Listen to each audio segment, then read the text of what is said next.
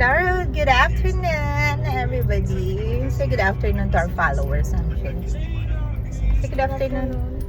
Today is Sunday and the family is going to church. Where are we going to church? What's the name of the church, honey?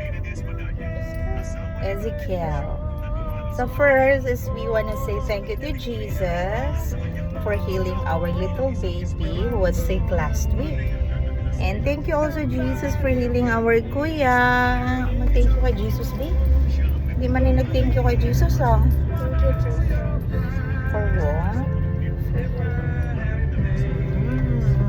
Kaya lang hindi yan naka-attend ng dance. Pero okay lang, naka-rest naman siya.